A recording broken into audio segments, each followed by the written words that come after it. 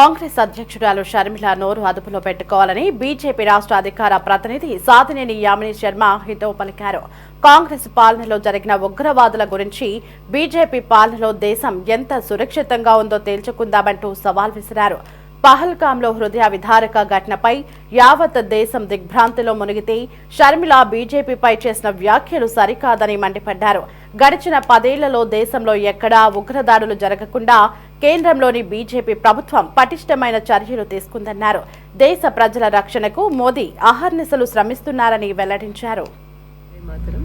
జమ్మూ కాశ్మీర్లోని పహల్గాం గ్రామంలో జరిగినటువంటి ఉగ్రదాడిలో మారణకాండలో 26 మంది చనిపోయినట్టుగా మనందరికీ తెలిసిందే.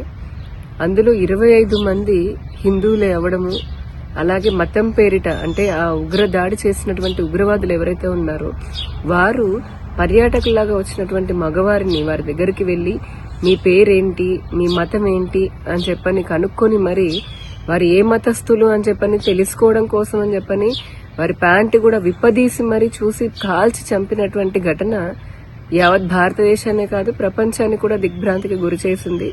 ఒక పక్క ప్రపంచ దేశాలన్నీ కూడా ఈ సంఘటన పైన స్పందిస్తూ దీన్ని ఖండిస్తూ బాధిత కుటుంబాలకి సానుభూతిని వ్యక్తపరుస్తూ ఉంటే, కాంగ్రెస్ మటుకు తన సంకుచిత స్వభావాన్ని అలాగే కుట్రన్ని కుతంత్రాలని ఈ సంఘటనను ఆధారంగా చేసుకుని మత రాజకీయాలకి తెరచేయాలని చెప్పని అనేక పన్నాగాలు పన్నుతూ ఇటు భారత ప్రధాని నరేంద్ర మోదీ గారి పైన అలాగే జాతీయ భద్రతా దళాల పైన విపరీతమైనటువంటి నిందలు వేయడాన్ని తీవ్రంగా ఖండిస్తూ ఉన్నాము.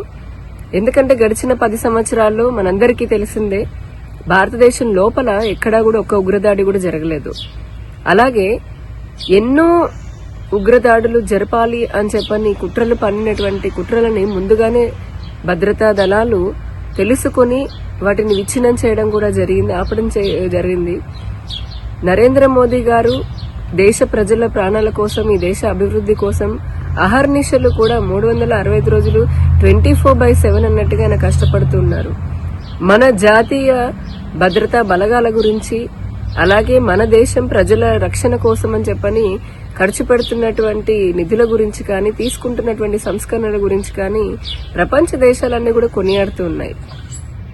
షర్మిల ఆంధ్రప్రదేశ్ రాష్ట్ర కాంగ్రెస్ అధ్యక్షురాలు దిగజారుడు మాటలు మాట్లాడుతోంది జాతీయ భద్రతా బలగాల విషయంలో, నరేంద్ర మోదీ గారి విషయంలో. ఏమ్మా అసలు నీకు కొంచెమైనా సిగ్గుందా? నిజంగానే ఏమాత్రము నైతికత లేకుండా ఈ విధంగా మాట్లాడడం అనేది ప్రజలు అసహించుకుంటున్నారు. ఎందుకంటే 10 సంవత్సరాల్లో ఎటువంటి దాడులు జరగలేదు అని దేశ ప్రజలందరికీ తెలుసు. అలాగే కాంగ్రెస్ పాలించినటువంటి దాదాపు 65 సంవత్సరాల పాలనలో వందలాది ఉగ్రదాడులు జరిగాయి. అంతెందుకు అటు కేంద్రంలో కాంగ్రెస్, ఇటు రాష్ట్రాల్లో కాంగ్రెస్ ఉన్నప్పుడు కూడా హైదరాబాద్ లోని గోకుల్ చాట్ కానీ లేదా లుంబిని పార్క్ లో కానీ, ముంబై పేలుళ్లు కానీ, ఎప్పుడు ఏ రైల్వే స్టేషన్ లో, ఏ బస్ స్టాండ్ లో ఎక్కడ ఏ బాంబు పేలుతుందో, ఏ ఉగ్రవాది వచ్చి కాల్చి చంపుతాడని భయంగా బతికింది భారతదేశం. నేడు ప్రజలందరూ కూడా సురక్షితంగా ఉన్నారు. జాతీయ భద్రతా బలాలు చాలా పకడ్బందీగా పనిచేస్తూ ఉన్నాయి.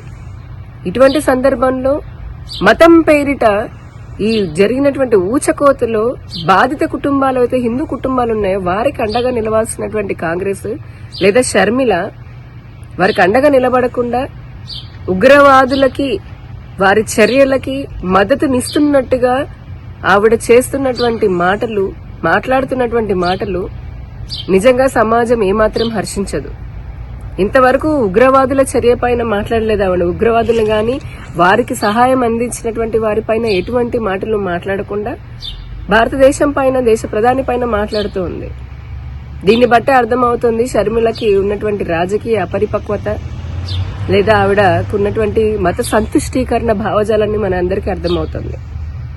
ఇదే కాంగ్రెస్ కాదా మతం పేరిట దేశాన్ని విచ్ఛిన్నం చేసి లక్షలాది మంది హిందువుల ఊచకోతకి కారణమైంది?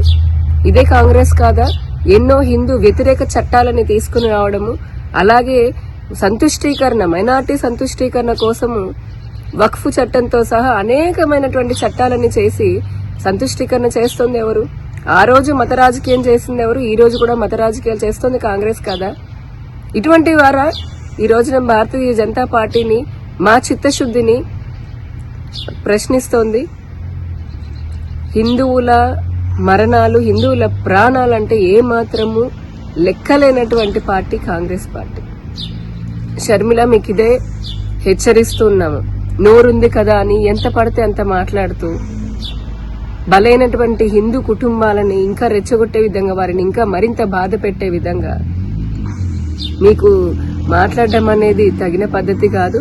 ఇప్పటికే మీ కాంగ్రెస్ నాయకులు ఎవరైతే ఉన్నారో అటు తెలంగాణ గాని ఇతర రాష్ట్రాల్లో ఉన్నటువంటి వాళ్ళు ఐ లవ్ పాకిస్తాన్ పైన మా ప్రేమ ఉంది అని చెప్పని విరగబడి పాకిస్తాన్ పైన ప్రేమను చూపిస్తూ ఉన్నారు. మీకంతే మనుషులు భారతదేశంలో ఉన్నటువంటి ప్రజలని చంపడము లేదా ముఖ్యంగా హిందువులని మతం పేరిట చంపడము అనేది మీకు అంత ఆనందాన్ని ఇస్తుందా? ఎందుకంటే ఇప్పటికే కాంగ్రెస్ పార్టీ ఈ దేశాన్ని విచ్ఛిన్నం చేయాలనుకున్నటువంటి విచ్ఛిన్నకర శక్తులతో ఎప్పుడూ స్నేహం చేస్తూనే ఉంది. ఈ దేశాన్ని విచ్ఛిన్నం చేయాలనుకున్న శక్తులతో స్నేహం చేయడమే కాదు, వారికి ఎటువంటి సహాయ సహకారాలు ఎవరు అందిస్తున్నారో కూడా దేశ ప్రజలందరికీ బాగా తెలుసు. దయచేసి ఇప్పుడు ఈ జరిగినటువంటి సంఘటన పైన చౌకబార్ రాజకీయాలు చేయకుండా ఆ బాధితులకి అండగా ఉంటూ ఇక మీదటైనా సరే ఈ దేశంలో మతం పేరిట ముఖ్యంగా హిందువులను కోసేటటువంటి ఉగ్రవాదానికి వ్యతిరేకంగా మీరు కూడా సహకరించాలి ప్రభుత్వాలకి. నేను షర్మిలని సూటిగా ప్రశ్నిస్తున్నాను. ఈ జరిగినటువంటి దాడిని ఇస్లామిక్ టెర్రర్ యాక్టివిటీ లాగా లేదా జిహాదీ టెర్రరిజం లాగా ఒప్పుకునేటటువంటి ధైర్యం నీకుందా? మేము సవాల్ చేస్తున్నాం. రండి చర్చకి. మీ కాంగ్రెస్ పాలనలో ఉగ్రదాడులు ఎక్కువ జరిగాయా, లేదా మా భారతీయ జనతా పార్టీ హయాంలో ప్రజలని ఏ విధంగా మేము కాపాడాము అనేది తేల్చుకుందాం రండి. ఇలానే పిచ్చి పిచ్చి మాటలు